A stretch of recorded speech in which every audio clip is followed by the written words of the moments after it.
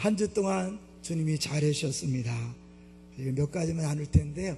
오늘 감사 제목을 뽑다 보니까 다 스타트라는 주제와 연관이 있었습니다. 첫 번째는 잘 아시는 것처럼 어저께 성산 기쁨의 동산교회 설립 예배가 있었습니다. 이 설립 예배는 이제 정식으로 노예 소색의 교회가 세워져서 이제 진짜 교회가 든든히 서는 거죠. 근데 우리 교회 성도들이 정말 잘 섬겨주셨는데요. 저 티맵으로 이제 찾아가다 보니까요. 티맵이 마음껏 잘 안 되더라고요. 그래서 막 속으로 막 열이 나서 막 하는데 해안로를 딱 벗어나자마자 우리 권사님 한 분이 딱 서 있는 거예요. 그 먼 데까지. 얼마나 감동인지요. 곳곳에 어깨띠를 두르고 정말 그 수놓을 신도시를 꽉 채운 우리 성도님들 감사하고요. 또 많은 분들이 축하하고 또 같이 예배드리면서 기쁨을 나눌 수 있었습니다. 여기까지 섬기신 모든 분들, 여기까지 함께 하신 모든 분들에게 감사를 드립니다. 두 번째로는 우리 광고에 나온 것처럼 홈페이지가 다시 시작합니다. 이제 온맘닷컴과 연결된 홈페이지거든요.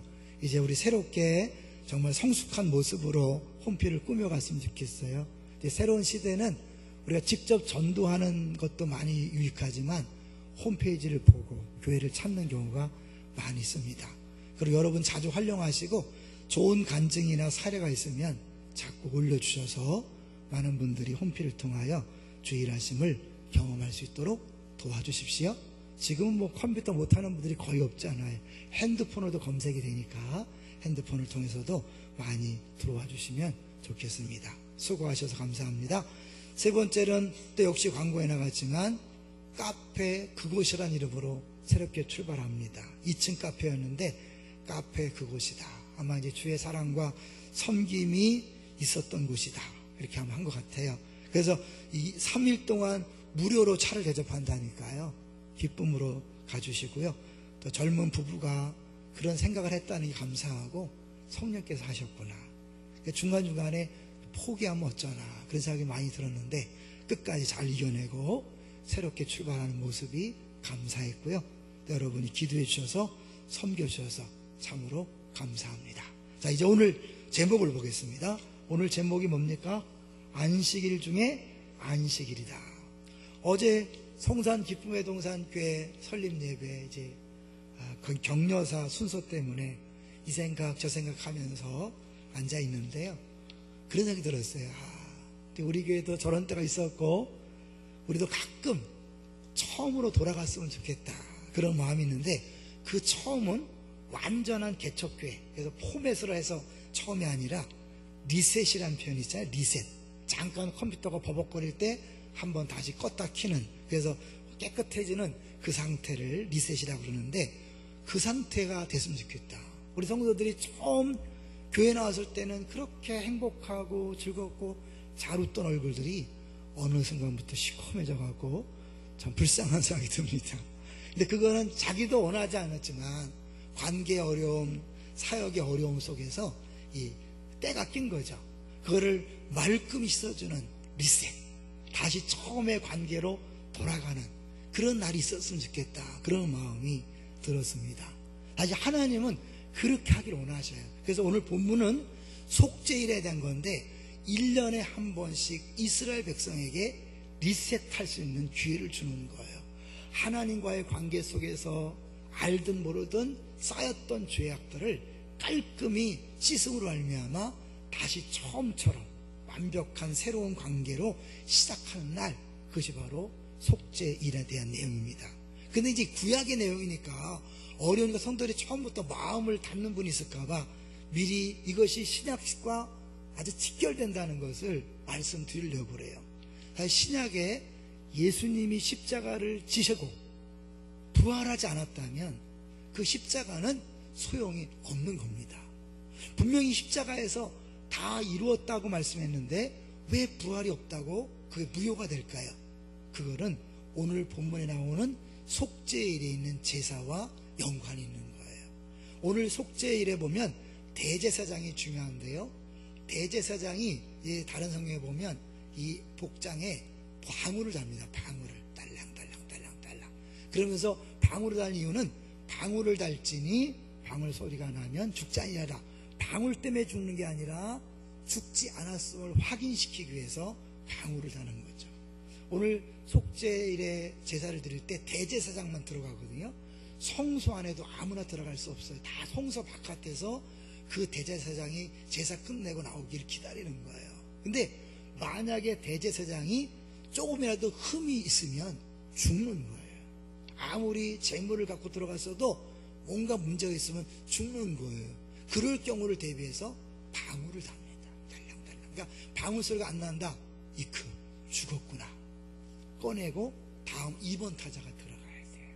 그래서 지금 성경에 안 나와 있지만 전승에 하면 대제사장들이 성소에 들어갈 때 그 제사를 드릴 때 발목에다 밧줄을 메고 들어간다 그래요. 왜요? 만약에 딸랑딸랑 방울 소리 안 나면 들어가서 꺼내다가 같이 죽거든요. 그냥 밧줄을 당기는 거죠. 그래서 시체를 끌고 나온 다음에 다시 2번 타자가 들어가는 거죠.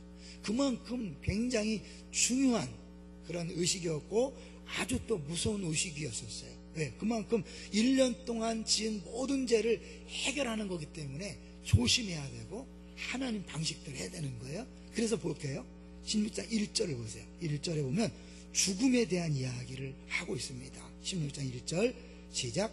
아론의 두 아들이 여호와 앞에 나아가다가 죽은 후에 여호와께서 모세에게 말씀하시니라.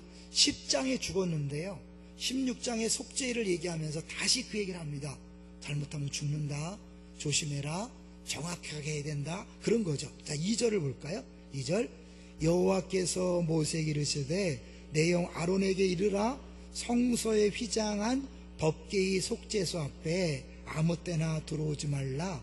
그리하여 죽지 않도록 하라. 이는 내가 구름 가운데서 속죄소 위에 나타남이니라. 아니, 하나님이 이렇게 무섭게 하는 건 뭐냐면 하나님 거룩하신 분인데 이스라엘 백성이 죄를 짓고 더러워져서 지성소가 더러워지고 성소가 더러워지면 거룩하신 하나님이 거할 수 없거든요. 하나님은 이스라엘 백성과 늘 함께 하고 싶은데 이들이 더러워지면 안 되니까 그 더러움을 조심하라고 얘기하는 것이고, 그리고 1년에 한 번씩 그 더러움을 해결할 수 있는 길을 줬는데 그때 함부로 하다가는 큰일 나고 하나님께서 명령한 대로 해라. 예수님께서 이 땅에 오셔서 예배를 드릴 때 어떻게 드려야 된다고 그랬어요? 신령과 진리로 예배를 드리라. 사실은 엉터리 예배 드리면 안 되는 거예요. 사실 구약시대 같았으면 아마 주일마다 죽어나가는 사람들이 많이 있었을 거예요. 그런데 지금 안 죽는 것은 예수님 때문이죠. 그러나 하나님 어떻게 해요? 하나님 방식대로 예배하고 제사 드리기를 원하는 거죠. 자, 잠깐 마지막 절로 가보세요. 마지막 절 16장 마지막 절을 보시면 34절 시작. 이는 너희가 영원히 지킬 규례라. 이스라엘 자손의 모든 죄를 위하여 1년에 한 번 속죄할 것이니라. 아론이 여호와께서 모세에게 명령하신 대로 행하니라. 결국 결론 부분에 행했다는 것은 뭐냐면 그대로 다 해서 살아났다는 것을 이야기하는 거죠. 자, 그런데요, 아까 얘기했지만 죽을 위험성이 있는데 죽지 않고 살아나왔을 때 그 성막 밖에서 숨죽이며 기다리던 백성들이 환호를 하는 거예요. 와! 왜요? 이제 1년 동안 지은 죄를 말끔히 하나님이 용서해 줬으니까 과거에 무슨 죄 지은 것 때문에 하나님 앞에 나아가는 걸 두려워한다거나 쩔쩔맨다거나 기도할 때 주저할 필요가 없다는 거죠. 다시 시작하는 새로운 기쁨이 있는 거죠. 그러면 그것이 예수님의 십자가 부활과 어떤 연관이 있습니까?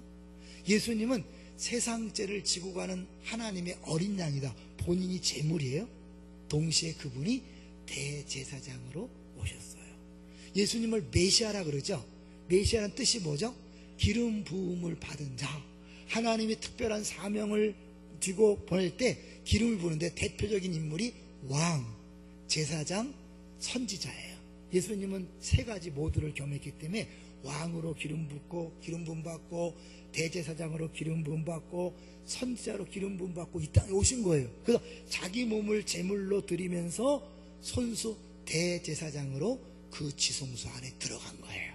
들어가서 십자가의 죽으심으로 다 이루었다, 죄값을 다 치른 다음에 끝났다면 다시 십자가 있어야 돼요. 근데 부활하셨다는 건 뭐예요? 그 대제사장이 모든 제사를 끝내고 나왔다는 거죠. 할렐루야. 그래서 사실 부활로 인하여 하나님이 예수 그리스도의 십자가 제사를 받으셨기 때문에 우리는 뭐예요? 죄 용서만 받고 천국 백성이 된 줄로 믿습니다. 그러니까 오늘 이 말씀은 예수님 십자가 부활과 직통으로 연결되는 거죠. 다만 이제 이 내용 중에 우리가 지금은 안 해도 될 부분이 있고 지금 해야 될 부분이 있어서 그 내용을 자세히 말씀드릴 필요가 있는 거죠. 자, 쉽게 가기 위해서요, 복잡하지만 동물이 5마리가 준비되어야 돼요. 5마리가 뭐죠? 여러분 5마리 한번 찾아보겠습니까? 먼저 대제사장을 위하여 뭐가 필요합니까? 수소 1마리가 필요해요. 그리고 번제물로 순양이 필요해요. 그러니까 대제사장을 위해 2마리가 필요합니다. 또 하나 이제 그 백성들을 위해서 순염소 2마리와 순양 1마리가 필요합니다. 모두 몇 마리입니까? 5마리가 필요한데 앞에 3마리를 먼저 제사용으로 쓰고 나머지 2마리는 나중에 하기 때문에 헷갈리는 거예요. 그래서 먼저 이제 대제사장이 자기의 죄를 해결하기 위해서 수소를 잡습니다. 중요한 역할이기 때문에 양이 아니라 소를 잡아서 그것으로 죄 해결을 하는 거죠. 대제사장이지만 여전히 죄인이기 때문에 그도 자기 죄를 위하여 먼저 제사를 드릴 필요가 있는 거죠. 이제 그게 3절부터 나오는 거예요. 3절 읽어볼까요? 시작. 아론이 성소에 들어오려면 수송아지를 속죄제물로 삼고 순양을 번제물로 삼고, 근데 번제는 나중에 그가 지성소에 들어가서 제사를 끝내고 나온 다음에 할 거기 때문에 이제 요게 헷갈릴 수 있어요. 나중에 드릴 거예요. 그 다음에 옷을 함부로 입지 말고 세마포 옷을, 거룩한 옷을 입어라. 그리고 나서 5절을 보세요. 5절 시작. 이스라엘 자손의 회중에게서 속죄 제물로 삼기 위하여 순염소 2마리와 번제물로 삼기 위하여 순양 1마리를 가져갈지니라. 역시 이제 순염소 2마리를 먼저 제사를 위해 쓰고 나머지 순양 하나는 나중에 지성소 갔다 온 다음에 나중에 드릴 거예요. 요거 구분이 되는 거죠. 자, 그러면 6절 한번 보겠어요. 구체적으로 그 제사 절차를 보여주고 있는데 6절 시작. 아론은 자기를 위한 속죄제의 수송아지를 드리되 자기와 집안을 위하여 속죄하고, 여러분 한번 기억하세요. 개인이 아니에요. 집안, 가지예요. 여러분 교회의 일꾼들은요 개인이 아니에요. 가정이에요. 가정. 그래서 신약시대에도 오면 주의 일꾼을 뽑을 때 그 가정의 남편으로서, 아내로서, 부모로서 역할을 잘해야 된다는 조항이 있는 거예요. 그러니까 하나님 앞에 나갈 때는 개인이 아니라 공동체로서 나아가는 것을 볼 수 있죠. 그 다음에 7절을 볼까요? 7절. 또 그 2 염소를 가지고 회막문 여호와 앞에 두고 제비를 뽑아요. 왜 제비를 뽑죠? 하나는 죽여서 피를 흘려 제단의 뿌리를 제물로 삼고 가는 거고, 또 하나는 아세사를 위하여 그래갖고 멀리 떠나보내는 역할을 하려고 향하는 거예요. 근데 어떤 것을 죽이고 어떤 걸 살리느냐, 그거는 인간이 정하는 게 아니에요. 제비를 뽑아서 하나님이 뽑아주는 대로 1마리는 죽이고 1마리는 떠나보내는 거예요. 어려운 말이지만 아사셀이라는 것은 떠나보내는 염소, 그런 뜻이에요. 그러니까 아세셀이 뭔가 사실 학자들이 많이 연구를 했지만 아직도 분분하기 때문에 굳이 설교 시간에 그 의미를 말씀드릴 필요는 없을 거예요. 그 내용을 다만 이 아세셀을 드리라고 한 하나님의 의도, 그것을 우리가 분명히 알 수 있기 때문에 잠시 후에 말씀드리도록 하겠습니다. 자, 이제 10절까지 해서 아세셀 강의 보면 전체적으로 대략 이야기한 다음에 11절부터 이제 구체적으로 하는데요, 이것도 순서가 있는 거예요. 11절부터 15절까지는 지성소를 깨끗하게 하는 거예요. 엄밀히 말하면 먼저 사람이 아니라요, 그 하나님이 임재하시는 지성소를 깨끗게 하기 위해서 11절부터 15절까지 내용이 나오는 거예요. 자세히 나중에 읽어보세요. 그 다음에 16절부터 17절까지는 성소를 깨끗하게 하는 일을 하는 거예요. 가장 안에 지성소, 그 다음에 성소, 18절부터 19절까지는 뜰, 성막 뜰. 그 다음에 마지막 20절부터 22절, 이거 한번 읽어볼게요. 자, 20절부터 22절. 자, 이제 이렇게 지성소, 성소, 뜰을 하나님 성결케 그렇게 하게 하신 다음에 20절 시작. 그 지성소와 회막과 제단을 위하여 속죄하기를 마친 후에 살아있는 염소를 들이대. 이제 그 다음에 살아있는 염소로 뭘 하는가? 21절. 아론은 그의 두 손으로 살아있는 염소의 머리에 안수하여, 계속 이스라엘 자손의 모든 불의와 그 범한 모든 죄를 아뢰고 그 죄를 염소의 머리에 두어 미리 정한 사람에게 맡겨 광야로 보낼지니. 한 손이 아니라 두 손으로 안수해요. 뭐라고 하냐면 죄를 고백하는 거예요. 우리의 죄를 고백하면서 어떻게 염소한테 덮어 씌우는 거예요. 왜 괜히 염소한테 덮어 씌우냐? 염소는 결국 장차 우리의 모든 죄를 덮어 쓰고 죽으실 예수님을 의미하는 거죠. 그래서 예수님이 우리의 모든 죄를 다 덮어 썼기 때문에 저주덩어리가 되었고, 거룩하신 하나님 아버지가 저주덩어리 된 예수와 하나 될 수 없으니까 버리신 거죠. 그때. 그래서 엘리 라마 사박다니, 우리를 구원하기 위해서, 우리를 하나님 앞으로 인도하기 위해서, 화해하기 위해서 영원히 끊어질 수 없는 하나님과 아들 예수님이 끊어지는 그걸 미리 보여주는 거예요. 그러니까 덮어 다 씌우는 거죠. 전가에서 완전히 덮어 씌운 다음에 한 사람이 끌고 가는 거예요. 끌고. 자, 22절 볼까요? 22절 시작. 염소가 그들의 모든 불의를 치고 접근하기 어려운 땅에 이르거든 그는 그 염소를 광야에 놓을지니라. 다시는 돌아올 수 없는 먼 곳. 왜냐하면 죄를 짊어지고 죄를 다 했는데 돌아오면 또 죄가 이스라엘 백성 오는 거잖아요. 돌아올 수. 그래서 전승에 하면 거의 절벽 가까운 데가 따라서 절벽에 떨어지게 했다. 그런 이야기가 있죠. 그러니까 결국 뭐예요? 그 염소를 떠나보낸다는 건 뭘 얘기하는 거예요? 죄가 멀리 떠났다. 하나님은 한번 우리 죄를 용서하면 다시는 기억한다 안 한다? 안 한다. 이게 기억 안 하는 게 얼마나 어려운지 우리 여자분들은 아주 생생하게 체험하고 있죠. 여자분들은 모르죠. 남편들이 생생하게 체험하죠. 왜냐하면 여자분들이 입만 열면 신혼 때부터 막 떠나오잖아요. 그때 호텔에 가서 커피를 마셔야 되는데 자판기 호텔을 뽑아먹고 막 그러고, 그때 좀 하자고 하는 거 그걸 막 입만 열면 또 얘기하고 또 얘기해. 용서가 안 됐다는 얘기죠. 한번 자세히 들어주시고요, 무릎 꿇고 100배 사죄하세요. 그래야 용서가 되는 거예요. 아니, 용서라는 것은요 싹 잊어버려서 기억도 안 나는 거예요. 하나님은요 이스라엘 백성의 죄를 1년에 한 번씩 기억 안 하는 거예요. 그러니까 작년에 지은 죄를 생각하면서 혹시 내가 이번에 어려운 게 작년 죄 때문에 그런가, 이런 거 아니에요. 한 번 회개한 죄는 하나님이 기억도 안 하시는 줄로 믿습니다. 근데 우리 예수 믿는 사람들이요 잘못하면 어떻게 해요?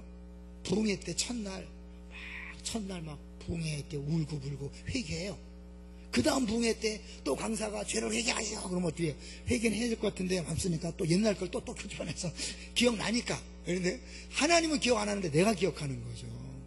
또 할 필요가 있습니까? 없습니까? 없어요. 하나님 우습게 여기는 거예요. 한번 회개한 죄는요 사라진 줄로 믿습니다. 또 하지 마세요. 자녀를 키우다가 우리가 사실은 잘못한 게 떠올랐어요. 그래서 내가 막 말썽을 일으켜 하나님 앞에 회개했어요. 하나님, 내가 자녀를 잘못 키웠습니다. 용서해 주세요. 한번 회개했으면 그 죄가 남아있을까 없을까요? 없어요. 애가 속속일 때마다 내 죄 때문에 내 죄 때문에 그러지 마세요. 아니에요. 그 죄는 해결된 거예요. 그러면 어떡하냐? 해결된 걸 믿고 이제는 뭐예요? 지금 있는 모습 그대로 사랑하고 섬기며 하다 보면 그게 죄인 된 자녀가 그 사랑 속, 죄 속에도 불구하고 부모가 끝없이 사랑하는 모습을 통해 하나님 사랑이 이것이구나 알아가게 될 줄로 믿습니다. 내가 과거에 죄 때문에 문제가 생기고 어려움이 생겼다 할지라도 회개하는 순간 그 죄는 사라지는 거예요. 그럼 남아있는 모든 문제 어려움 뭐예요? 이제 하나님이 또 다른 사람을 구원하고 살리는 통로로, 자산으로 쓸 줄로 믿습니다. 굉장히 어려울 때마다 다 내 죄 때문이지 어쩔 수 없지 이러는 게 아니에요. 그럼 기뻐할 수 없잖아요. 항상 기뻐하라는 건 하나님이 기억하지 않으니까 여러분도 기억하지 마세요. 그리고 이제 죄 때문이 아니라 또 다른 하나님 계획 속에서 이 어려움과 고통들이 있다는 것을 확인하고 이제 뭐예요? 지금 상황에서 내가 해야 될 것이 무엇인지를 성령을 통해 깨닫고 하시면 되는 것입니다. 아시겠죠? 계속해서 죄책감에 시달리면 안 돼요. 옛날 죄 때문에 계속해서 두고두고 또 회개하고 또 회개하고 하지 마세요. 하나님이 하신 거잖아요. 아사셀이 떠나보려면 다시 기억하지 않아요. 그래서 성경 뭐예요? 동에서 서가 먼 것 같이 하나님은 죄를 떠나보내시는 거예요. 절대로 하나님이 다 잊어버리시고 신경도 안 쓰는 죄를 가지고 혼자 고민하지 마시기를 주의 이름으로 축원합니다. 자, 이제 이렇게 대제사장과 아사셀에 대해서 잠깐 이야기했는데요. 그러면 이때 백성들이 할 일은 뭐냐? 백성들은 뭐 했냐? 엄밀히 말하면 이 죄를 해결하기 위해서 백성들이 한 일은 있다 없다? 사실 없는 거죠. 그냥 바깥에서 기다리고 있는 거죠. 실제로 그 제사는 누가 지내요? 대제사장이 혼자 지내는 거예요. 성소에 아무도 들어오지 말라 그랬어요. 혼자 하는 거예요. 이 대제사장은 누굴 얘기한다고요? 결국 예수님이 혼자 모든 죄를 해결하시는 거예요. 이게 복음인 거예요. 우리가 해결하는 게 아니에요. 우리가 노력하는 게 아니에요. 그럼 우리가 할 일은 뭐냐? 다 여기 나오죠. 우리가 할 일은 뭔가? 29절을 보겠습니다. 29절 시작. 너희는 영원히 이 규례를 지킬지니라. 일곱째 달 곧 그 달 10일에 너희는 스스로 괴롭게 하고 아무 일도 하지 말되 본토인이든지 너희 중에 거류하는 거름이든지 그리하라. 영원히 지켜야 돼요. 그러면 지금도 지켜야 될까 말까요? 지켜야죠. 근데 이제 똑같은 게 아니라 그 원리를 따라서 의미를 살려서 다른 거죠. 왜냐하면 이때는 매년 반복되는 제사 속에, 하지만 우리는 지금 뭐예요? 영원히 단 한 번에 모든 죄의 문제를 해결하신 그 예수님 십자가를 믿는 믿음 안에서 해야 되는 거예요. 그럼 어떤 차이가 있고 어떤 동천점인지 볼 거예요. 자, 29절과 34절이 이제 한번 연결되니까 볼까요? 34절 시작. 이는 너희 영원히 지킬 규례라.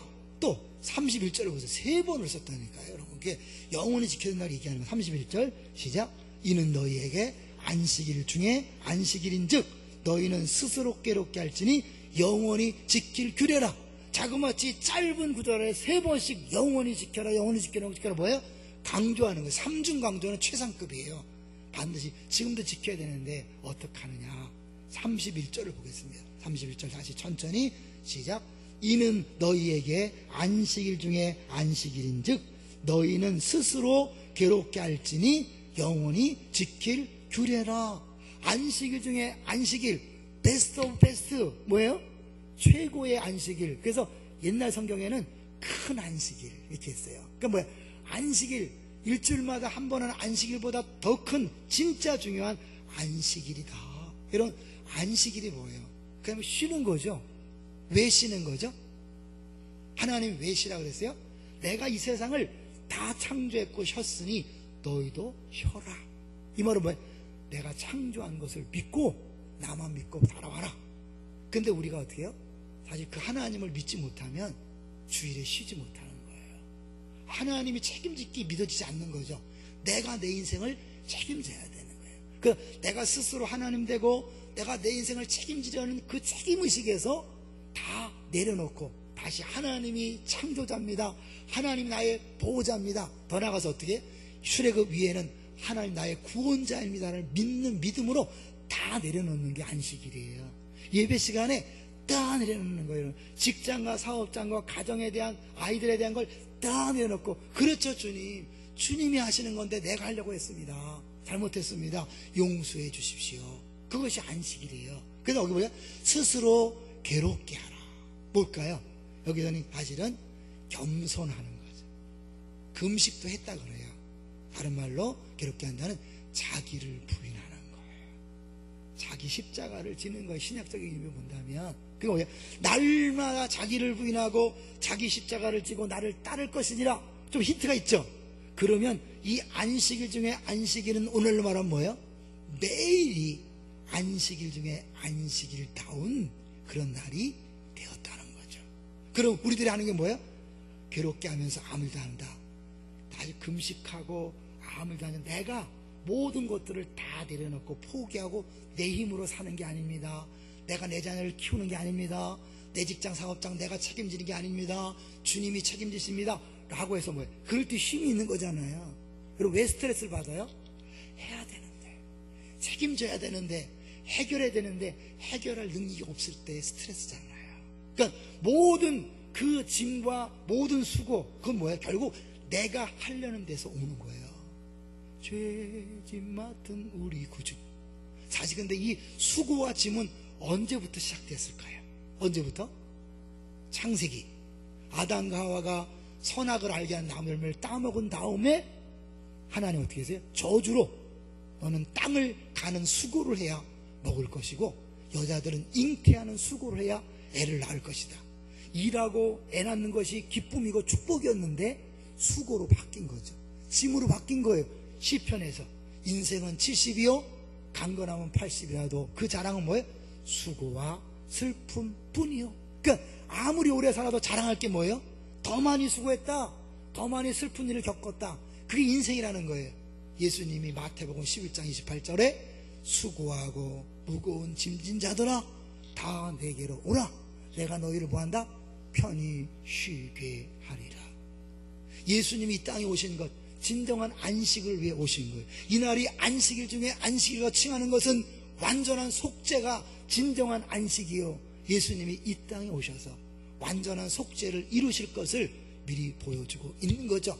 근데 여러분요, 죄에서 자유하고 쉰다는 게 뭔지를 우리 또 잘 몰라요. 죄를 졌을 때 인간에게 찾아온 두 가지 심각한 감정이 있었어요. 뭐였죠? 두려움과 수치심이었어요. 여러분이 하는 모든 일들의 거의 99%는요 이 두려움을 내 방법으로 해결하려고 하는 거예요. 두려우니까 큰 소리 치는 거고요, 두려우니까 이겨먹으려고 하는 거고요, 두려우니까 경쟁에서 높아지려고 하는 거예요. 두려워서. 왜요? 내가 높아져야만 안전하다 생각하는 거예요. 이걸 보여주는 게 원주민들, 밀림 속에 사는 원주민들은요 추장이 되려고 한대요. 왜요? 추장이 되어야 자기 생명이 안전하다는 거예요. 왜? 추장 한마디에 죽을 수 있거든요. 그러니까 누구의 명령에 의해서 죽을 수 있다는 위험성이기 때문에 자기가 최고의 탑에 가려 올라가고 싶어 하는 거예요. 이게 사실은요 원주민 얘기지만 우리들의 얘기인 거예요. 왜 크고자 합니까? 높아져서 내가 모든 걸 통제함으로 스스로 죽음의 두려움을 벗어나고자 하는 거예요. 근데 이것을 벗어난 사람은 이제 싸울 필요가 없어요. 높아질 필요가 없어요. 그 두려움의 뒤에는 뭐가 있겠어요? 이 두려움의 뒤에는 심판 때문에 두려운 거예요. 그 심판은 누구에게 오죠? 죄인에게 오는 거예요.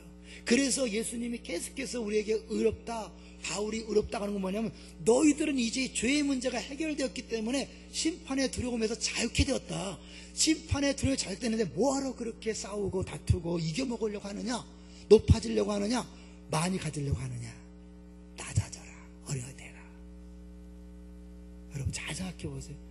왜요? 싸울 때 보면요 큰 소리 치죠. 선빵을 날려야 되죠. 왜요? 그리고 기선제압을 해야 되잖아요. 근데 이기고 지는 싸움이 아닐 때는 그럴 필요가 없는 거예요. 많은 분들이 정글에 살아요. 예수를 믿지만 여전히 가정이 정글이야. 뭐예요? 부부가 끊임없이 싸워. 누가 옳으냐, 누구 말이 옳으냐 치고받고는 안 하지만 끊임없는 신경, 정글이에요. 패밀리가, 교회가, 직장과 사업장이 정글이에요. 끊임없이 이겨먹어야 돼. 안 되니 뒷담화하고 시기 질투하고. 그런 걸 벗어나는 길은 안 싸워야지, 시기 안에 이거 안 돼요. 그거 안 되는 거예요. 근본적으로 이 두려움의 백그라운드가 뭐냐?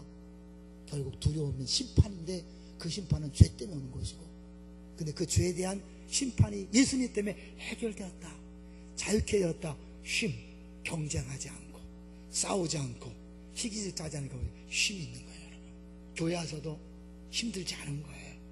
교회만 왔다 가면 피곤하신 분 있죠? 교회를 정글로 생각하시는 거예요. 교회는 쉼인데, 안식인데, 예배 드리면 없던 힘이 생겨야 되는데 집에 가면 힘들어 죽겠어. 자기도 모르게. 이 외에도 뭐예요? 누가 크냐, 누가 옷 잘 입고 왔냐, 누가 돈 가졌냐, 막 이런 걸로 자기도 신경 쓰는, 여러분, 그 안 해야지 막 한다고 되는 게 아니라 근본적으로 이 원인이 이 사망, 죽음의 문제고 죄의 문제구나. 예수님 해결되었다. 안식일 중에 안식일인 거예요. 또 하나, 부끄러움이에요. 자기 부끄러우니까 이 부끄러움을 해결하려고 어떻게 해요? 끊임없이 치장합니다. 명품으로, 좋은 차로, 좋은 아파트로, 좋은 옷으로, 심지어 성형수술로 막 모자라죠. 그리고 그러다 보니까 어떻게 해요? 자기보다 좀 못한 사람 볼 때는 은맥기 사라. 이쪽 보니까 은맥기 주고 막 이 끊임없는 이 비교. 여러분 살다 보면 나보다 더 잘난 사람이 얼마나 많아요. 더 많이 배우고. 그러니까 이제 어떻게 뒤에서 막 에이씨 교회에서 돈만 받는 거. 아니요, 교회 안 그래. 내가 그런 거예요. 내가 그런 수치심을 내 방법으로 해결하려고 막 감싸다 보니까 감싼 게 보이는 거예요. 여러분, 내가 자유한 사람은요, 아무리 누가 큰 아파트 살고 큰 차 타고 아무리 해도 어때요? 그게 아무 문제가 안 돼요. 신경이 안 쓰여요. 신경 쓰이나요? 안 쓰이나요? 솔직히 얘기해보세요. 신경 쓰이는 거는 내가 이 수치심을 내가 해결하려고 했구나. 원인이 뭘까? 그 사람 옷 벗어, 자동차 그거 타지 마, 큰 아빠 살지 마, 막 이렇게. 그게 아니에요. 내가 자유해지면 상관없는 거예요. 할렐루야. 그런 사람이 가는 곳에 뭔 싸움이 있겠어요?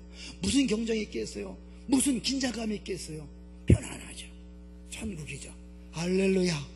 여러분이 그런 삶을 살게 되시기를 주의 이름으로 축원합니다. 이 모든 원인이 죄 때문인데 그 죄의 문제를 주님이 해결하셨다. 그래서 우리가 성찬식을 할 때마다 기도하잖아요. 성찬식 할 때마다 믿음으로 주님의 피를 마십니다. 우리의 죄가 깨끗이 사해진 줄로 믿습니다. 죄로 인한 두려움, 죄로 인한 부끄러움에서 완전히 해방시켜 주옵소서.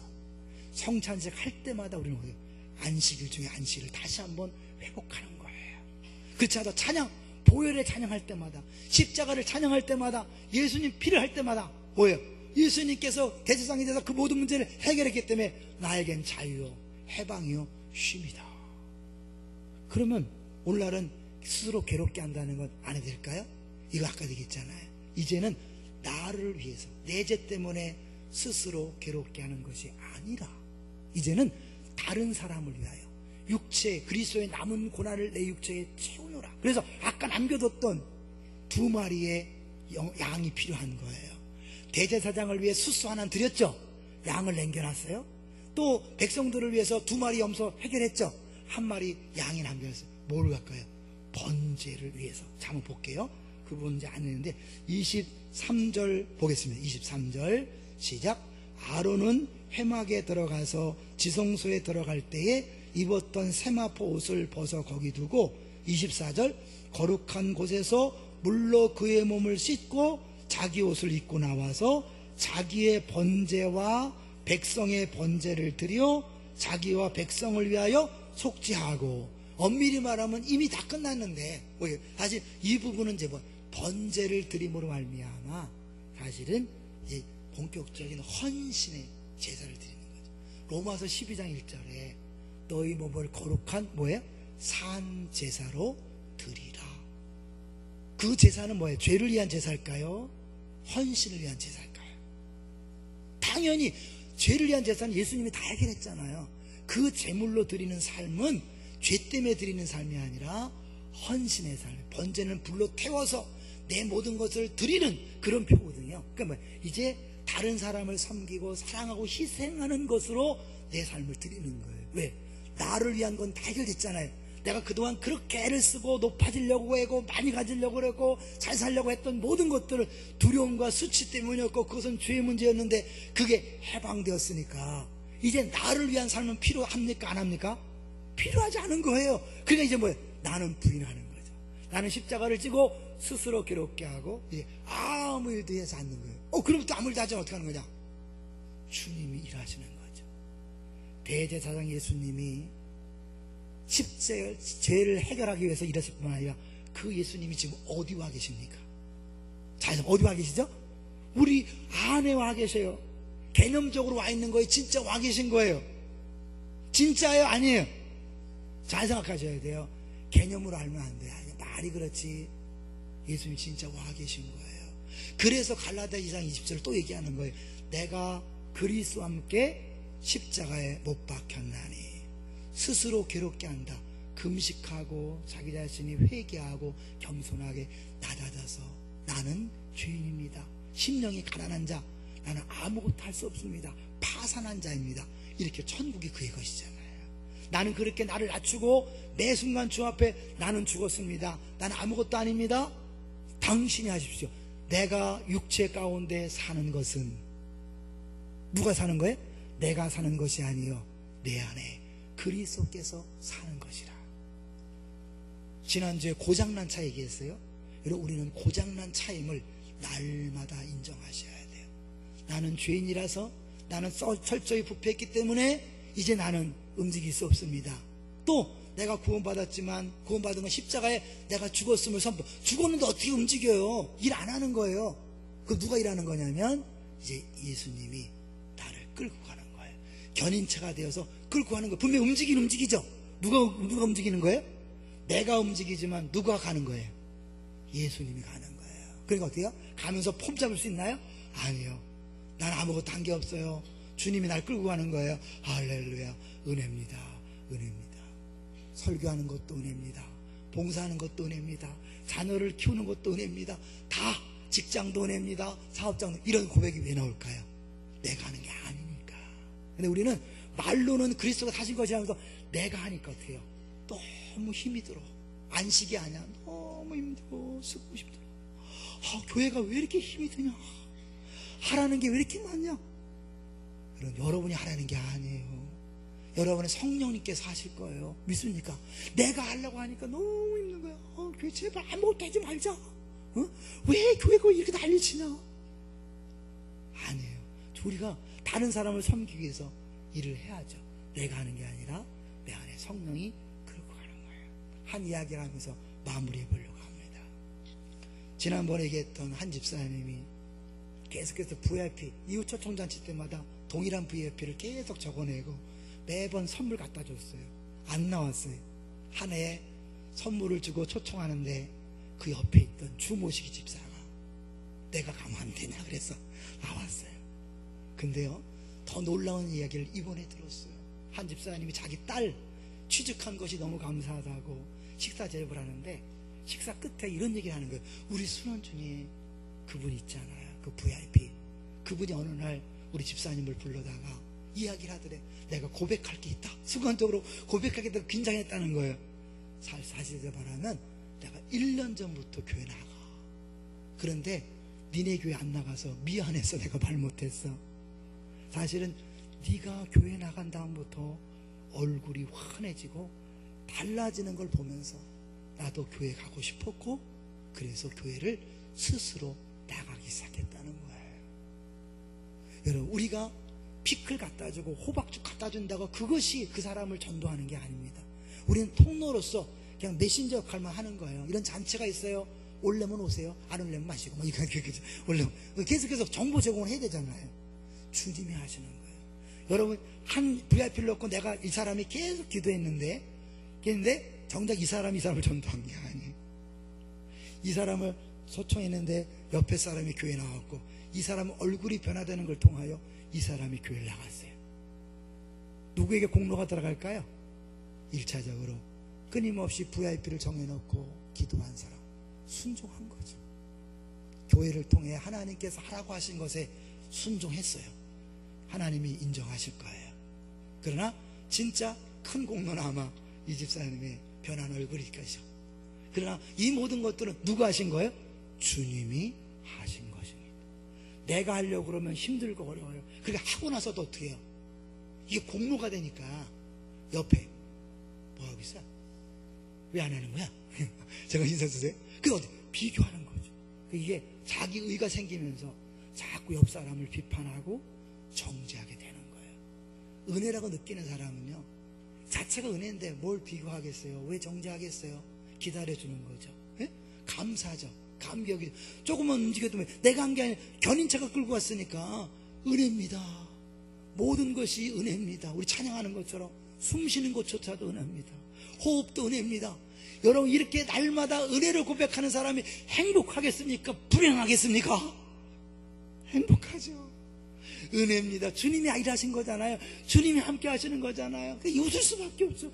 은혜예요, 은혜. 저는 송산기쁨의 동산교회 은혜예요. 처음에 시작할 때 10평밖에 안 되는 그 한 공간, 자, 개척을 하면, 불개척하면서도 마음이 짠하더라고요. 어떡하나 저거. 근데 이번에 갔더니 3칸이 3칸. 2칸에 너무 예쁘게 꾸며놨어요. 한 칸은 교육관을 쓴대요. 물론 이제 월세가 어떨지는 모르지만, 죽게 살았던 하나님이 아시겠지만, 잠깐 4달 사이에 3배가 된 거예요. 그리고 모르는 사람이 특송하는데 얼굴이 있더라고요. 그새 새로운 식구들이 온 거예요. 누가 했을까요? 주님이 하셨죠. 주님이 하시는 거예요. 그걸 주님이 하셨다고 은혜로 인정할 때 할렐루야, 감사, 찬송이 넘치는 겁니다. 안식일은 언제라고요? 매일. 더 나가서 매 순간 우리가 십자가를 바라볼 때마다, 보혈을 외칠 때마다, 주님을 생각할 때마다 우리에게는 안식일 중에 안식일, 참 자유와 기쁨과 감사와 감격과 해방이 넘쳐남으로 더 이상 이제 나를 위해 에너지를 쓰지 않고 온전히 다른 사람을 위해 에너지를 쓰는 예수 운동의 모델들이 되실 때 우리 가정은 바뀌어지고, 직장과 사업장도 바뀌어지고, 안산도 변화되고, 우리나라는 변화될 줄로 믿습니다. 여러분, 이건 특별한 사람에게 주어진 은혜가 아닙니다. 모든 사람에게 주어진 은혜입니다. 왜요? 대제사장이 혼자 죄의 문제를 해결했고, 백성들은 그냥 앉아서 자기를 부인하고 기다리는 거예요. 아무 일도 안 하고 기다리는 거예요. 주님이 다 하시도록. 할렐루야. 이 은혜를 놓치지 마시고 날마다 순간마다 그 은혜를 체험하고 경험하고 선포하면서 행복하게 신앙생활하는 우리 모두가 되시기를 주의 이름으로 축원합니다.